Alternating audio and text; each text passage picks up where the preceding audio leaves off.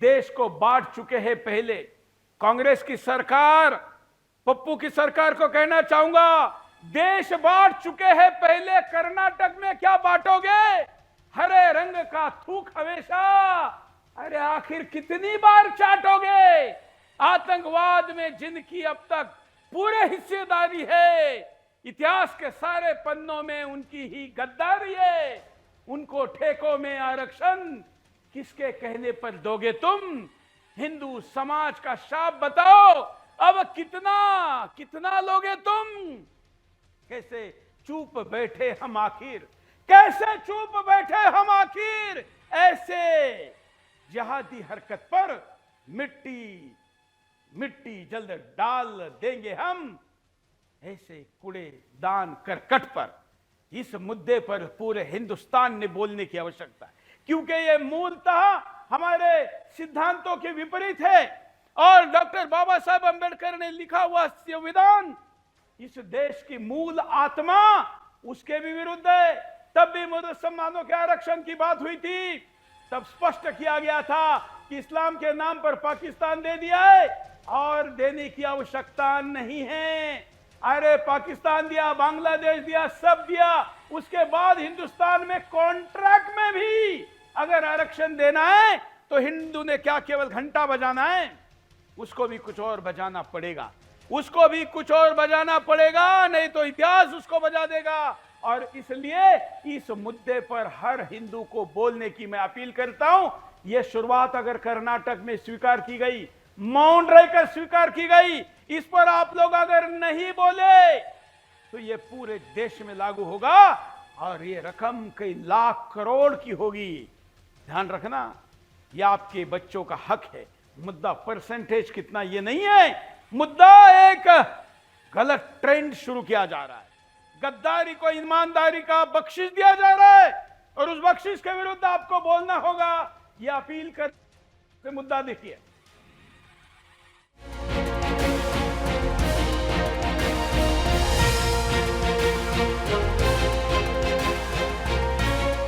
कर्नाटक की कांग्रेस सरकार ने एक बार फिर अपने मुस्लिम प्रेम को साबित करने के लिए हिंदुओं के अधिकारों पर डाका डालने का फैसला किया है।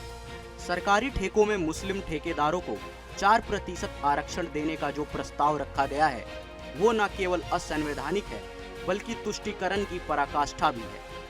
कांग्रेस ने हमेशा से वोट बैंक की राजनीति के लिए एक विशेष समुदाय को प्राथमिकता दी है और अब ये नया कदम उसी कड़ी का हिस्सा है। संविधान में कहीं भी नहीं लिखा गया कि किसी धर्म विशेष के लोगों को सरकारी लाभ विशेष रूप से दिया जाए। आरक्षण केवल सामाजिक और शैक्षणिक रूप से पिछड़े वर्गों के लिए होता है, न कि किसी धर्म विशेष के लिए। कांग्रेस का ये फैसला खुले तौर पर हिंदुओं के अधिकारों को छीनकर मुस्लिम तुष्टीकरण की राजनीति को बढ़ावा देने का प्रयास है। कर्नाटक में हजारों हिंदू ठेकेदार हैं जो कड़ी मेहनत से सरकारी टेंडर पाने की कोशिश करते हैं। अब कांग्रेस सरकार ने मुस्लिम ठेकेदारों के लिए अलग से 4% कोटा देकर इन हिंदू व्यवसायियों के लिए अवसरों के दरवाजे बंद करने का षड्यंत्र रच दिया है। ये केवल हिंदुओं के हक पर डाका डालने जैसा नहीं, बल्कि खुलेआम एक समुदाय विशेष के प्रति अन्याय है। कांग्रेस हमेशा से ही देश को धर्म के आधार पर बांटने की राजनीति करती रही है। जब वो सत्ता में होती है तो हिंदुओं के अधिकारों को कम कर मुस्लिमों को लाभ देने की कोशिश करती है। यही कांग्रेस थी जिसने शाहबानो केस में सुप्रीम कोर्ट के फैसलों को पलटकर मुस्लिम वोट बैंक को खुश करने की कोशिश की थी। यही कांग्रेस थी जिसने कश्मीर में हिंदुओं के नरसंहार पर चुप्पी साध ली थी। जब देश में विकास की जरूरत है, रोजगार बढ़ाने की आवश्यकता है, तब कांग्रेस सरकार रोजगार के अवसरों को धर्म के नाम पर बांटने का गंदा खेल खेल रही है। ये फैसला केवल हिंदू ठेकेदारों के लिए अन्याय नहीं, बल्कि समूचे कर्नाटक के विकास के लिए एक बड़ी बाधा है। ठेके देने का आधार योग्यता और निष्पक्ष प्रतिस्पर्धा होनी चाहिए, न कि धर्म। बीजेपी सांसद रविशंकर प्रसाद ने स्पष्ट रूप से कहा है कि ये पूरी तरह असंवैधानिक है और बीजेपी इसका कड़ा विरोध करेगी। ये सिर्फ बीजेपी की लड़ाई नहीं है, बल्कि हर उस भारतीय की लड़ाई है जो निष्पक्षता और समान अवसरों में विश्वास रखता है। अगर कांग्रेस की इस तुष्टीकरण की नीति का विरोध नहीं किया गया तो भविष्य में अन्य राज्यों में भी इसी तरह के असंवैधानिक फैसले देखने को मिल सकते हैं। कांग्रेस सरकार का ये फैसला साफ तौर पर दिखाता है कि उसे सिर्फ मुस्लिम वोट बैंक की चिंता है, न कि देश की। ये हिंदुओं के हक को छीनने का षड्यंत्र है, जिसे किसी भी कीमत पर बर्दाश्त नहीं किया जाना चाहिए। Bureau report, Sudarshan news.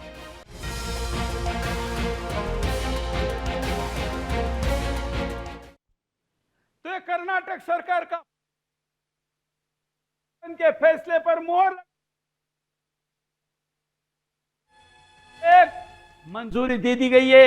यह विधेयक जल्दी ही विधानसभा में पेश होगा। जब ये विधानसभा में जाएगा तो पास ना हो, इसकी जिम्मेवारी आपकी मेरी है।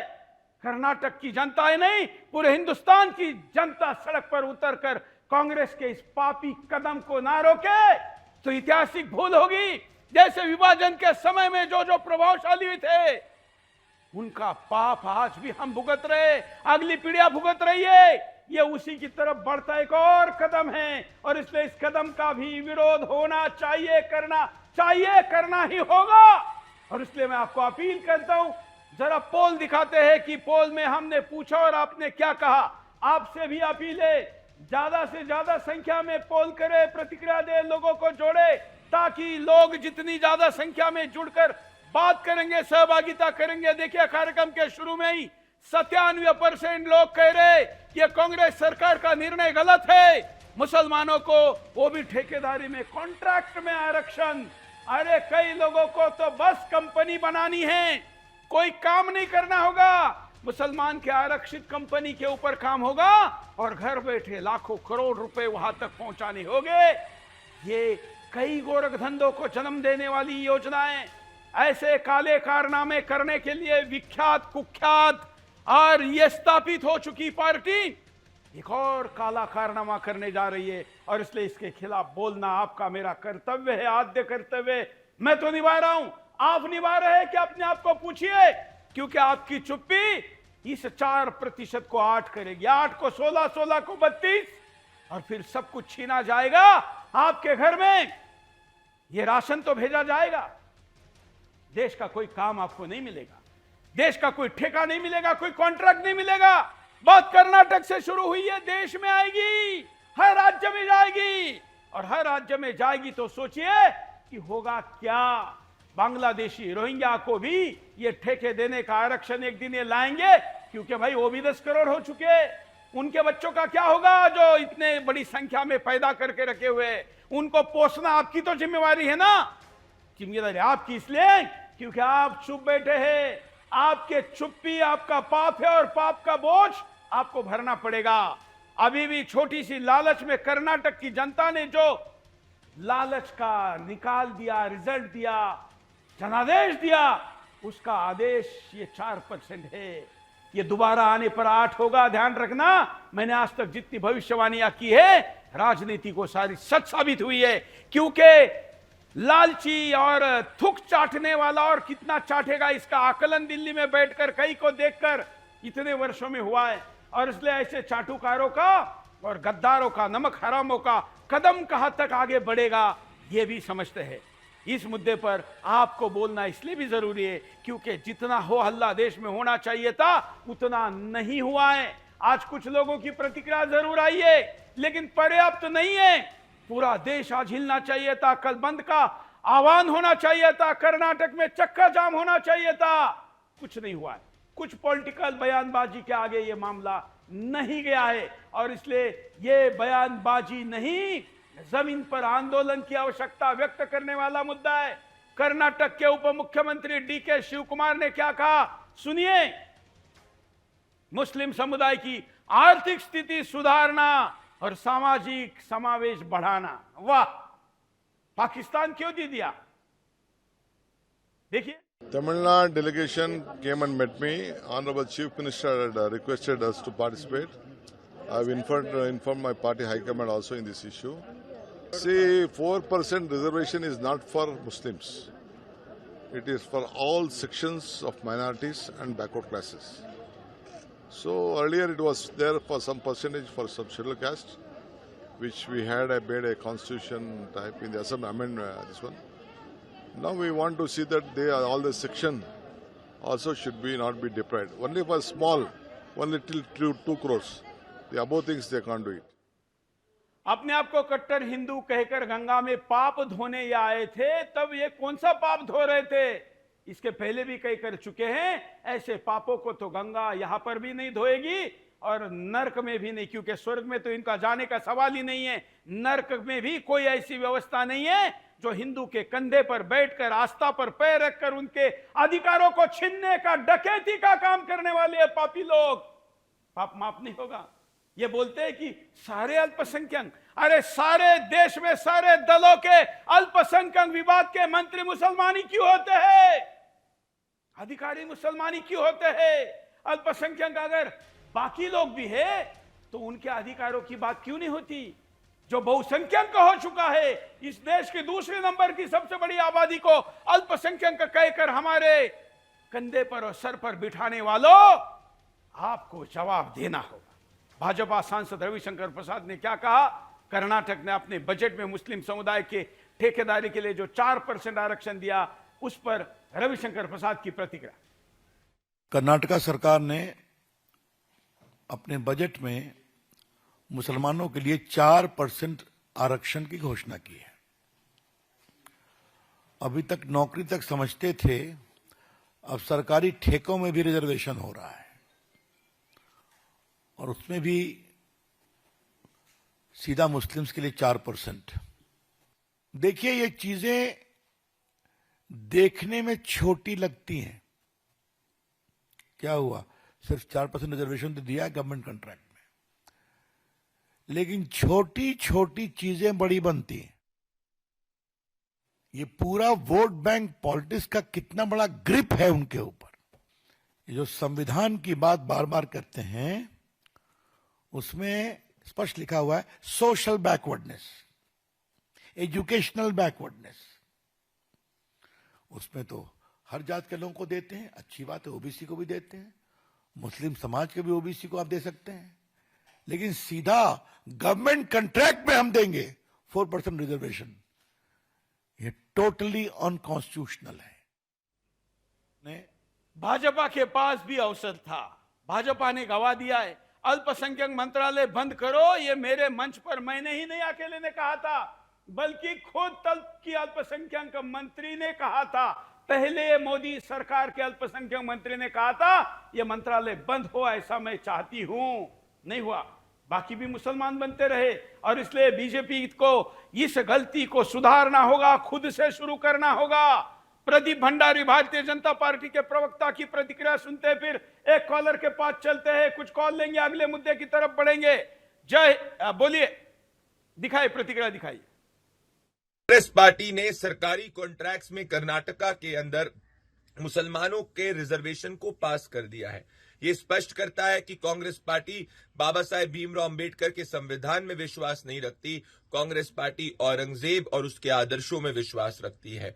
कांग्रेस पार्टी की मंशा वक्फ अमेंडमेंट बिल का विरोध करने की है, कर्नाटक में सरकारी कर्मचारियों में मुसलमानों को प्रेफरेंशियल ट्रीटमेंट देने की है और मुसलमानों के धर्म के आधार पर राइट्स में केसेस वापस लेने की है। इसीलिए कांग्रेस पार्टी तुष्टीकरण की जननी है। एक तरफ हिंदुओं को जाति में बांटने की बात करते हैं, सनातन को डेंगू मलेरिया एड्स कहते हैं, और जहां इनकी सरकार होती है वहां हिंदुओं के साथ में सेकेंडरी ट्रीटमेंट किया जाता है। इन सब से यही स्पष्ट होता है कि कांग्रेस पार्टी हिंदुओं से नफरत करती है और बाबा साहेब भीमराव अंबेडकर के संविधान से नफरत करती है, और कांग्रेस पार्टी औरंगजेब का महिमा मंडन करते हुए औरंगजेबी शरीयत में बात करती है। कॉलर के पास चलते हैं, आप भी कॉल कर सकते हैं, एक दो कॉल लेंगे, अगले मुद्दे की तरफ बढ़ेंगे। जय हिंद, बोलिए, क्या कहना है आपको? महिपाल शर्मा, ये जिहादी हमारे हिंदुओं के हक पर क्यों डाका डाल रहे हैं? हमारे हक पर क्यों डाका डाला जा रहा है? ये तो हमारे संविधान के खिलाफ है, इसको हम बिल्कुल बर्दाश्त नहीं करेंगे। बिल्कुल, धन्यवाद जी। अब हमको दिखाते हैं कर्नाटक सरकार का असली चेहरा। टीपू शैतान पर पुष्प चढ़ाते सिद्धारमैया। आपको ये टीपू शैतान मानवता का दुश्मन, भारत का दुश्मन, ये इसके फोटो पर इसकी फोटो लगाते हैं विधानसभा में, इसकी जयंती मनाते, उस पर पुष्प चढ़ाते हैं। एक साथ आप दोनों का समर्थन कैसे कर सकते? छत्रपति शिवाजी महाराज का, संभाजी महाराज का, और दूसरी तरफ टीपू का, तीसरी तरफ औरंगजेब का। अरे आप चाहते क्या हो किसके साथ भाई? आप जानते हैं, हम जानते हैं आप किसके साथ है, और बार बार नंगा करके दिखा रहे हैं कि असली मास्टर आपके कौन है। 26 जनवरी 2014 को टीपू की झांकी निकाली गई। ये पहली बार नहीं हुआ है, इस सरकार ने एक नहीं कई बार यह करके दिखाया कि इनका असली आदर्श टीपू है। और इसलिए टीपू की शैतानों को, टीपू की जो भी पीले हैं, उनके लिए ये स्पेशल प्रोविजन है। मैं इस समय भारत के उन राष्ट्रवादी अपने आप को कहने वाले मुसलमानों को अपील करता हूं, आपको यह मुद्दा गलत लगता है तो बोलते क्यों नहीं? इस मुद्दे पर बोलने वाला कोई मुसलमान आगे क्यों नहीं आया है? अरे भाजपा के निर्णय के विरुद्ध बोलने वाले कई हिंदू मिल जाएंगे, लेकिन मुसलमानों के वाले मुद्दे पर कोई मुसलमान आगे आकर विरोध क्यों नहीं करता है, यह भी देखना जरूरी है। टीपू के जन्मदिन पर कर्नाटक में मुसलमानों का जुलूस के साथ पाकिस्तान का झंडा लहराया जाता है, तब भी कुछ कर्नाटक सरकार नहीं करती, क्योंकि दामादों को कुछ करने का चलन नहीं है, और इसलिए उनको और ज्यादा बख्शिशों से नवाजा जाता है। लेकिन अब ये 4% का मुद्दा बहुत खतरनाक है। कॉलर के पास चलते हैं, आगे बढ़ते हैं। जय हिंद, बोलिए। हेलो, बोलिए। हाँ नमस्ते जी, हम आपके साथ हैं। ये कांग्रेस सरकार बहुत बुरा कर रही है कर्नाटक में, हाँ, और ये सही नहीं है, ये संविधान के विरुद्ध है।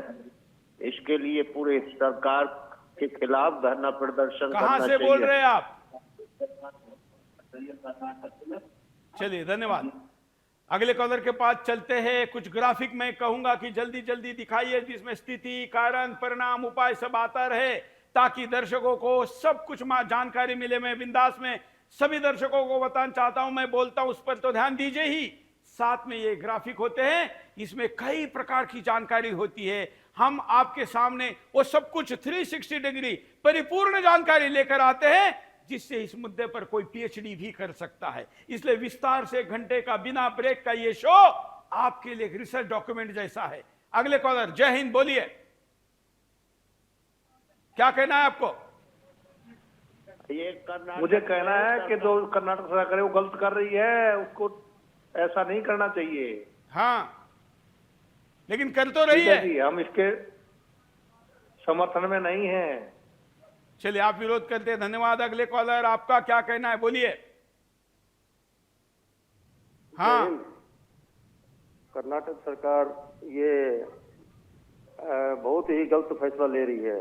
केवल तर्कों के साथ बात करिए, तर्कों के, गलत तो कर ही रही है, आप तर्कों के साथ बात करिए। कॉलर को मैं कहूंगा कि जरा विचार करके कि आपको बोलना क्या है, फिर बात करिए। जय हिंद। अगले कॉलर, बोलिए। अगले हवा मिलाओ। हाँ, मैं सामने देख रहा हूँ, बोलिए ना। टीवी चल रहा है मेरे हाँ, बोलिए। मेरे घर पे। हमारी बात सुनाओ। आप भी बोल रहे हैं, नहीं तो तब तक ये 4% का 5 हो जाएगा। जल्दी बोलिए। हेलो, हाँ, हम मिर्जापुर से बात कर रहे हैं सर। हाँ, सर, ये जो कर्नाटक सरकार ने जो फैसला लिया है बिल्कुल सरासर गलत है, हम इसके बिल्कुल खिलाफ हैं। क्या करेंगे आप? ये बहुत ही गलत है सर, हम इसके बिल्कुल खिलाफ हैं। चलिए, केवल गलत है इतना बोलने के लिए कॉल मत करिए, क्योंकि गलत है ये तो आप कह ही रहे। क्यों गलत है, क्या उसके पीछे के तर्क है, ये आपके सामने बिंदास के सवाल से लेकर कई चीजें हम लिख कर दिखा रहे, ताकि आपको पता चले कि हम इस मुद्दे पर आपको क्या क्या बताना चाहते हैं। एक कॉलर लेते हैं, उसके बाद इस मुद्दे का पोल दोबारा लेंगे, फिर अगले मुद्दे की तरफ भी जाएंगे। जय हिंद, बोलिए। क्या कहना है आपको? कंट्रोल रूम जरा फिल्टर कॉल दे। जॉन साहब को नमस्कार। हाँ, नमस्कार। सर, अभी बहुत हो गया सर, सारे सबूत पेश हो गए कांग्रेस के, जो इन्होंने आज से इतने साल पहले जो पाकिस्तान बना दिया। अब फैसला क्लियर हो जाना चाहिए कि जितने भी पाकिस्तानी, जो भी पाकिस्तान के हक में इन्होंने वोट दिया था, इनको पाकिस्तान भेज देना चाहिए। अभी हम कब तक साबित करते रहेंगे, जो स्पष्ट है कि इनको पाकिस्तान, या तो पाकिस्तान को दोबारा मिला के इनको पाकिस्तान भेज देना चाहिए। इन्होंने अपनी शर्त पे, अपने साइन से ये कह दिया है कि हमें हिंदुस्तान हिंदुओं के साथ नहीं रह सकते। तो स्पष्ट यही है कि इनको अब एक ही फैसला है कि इनको पाकिस्तान भेज दिया जाए। धन्यवाद। और ऐसा बोलने वालों को लोग कस्टर कहते हैं, फ्रिंज एलिमेंट कहते हैं, लेकिन ये नहीं बोले तो बोले क्या?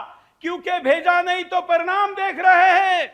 जितने वर्ष ज्यादा लेट होगा उतना ये और पाप अपराध बढ़ता जाएगा। और ये अगर नहीं बढ़ने देना है तो ये जो कॉलर ने कहा इस बात को करना ही होगा। एक और कॉलर, जय हिंद,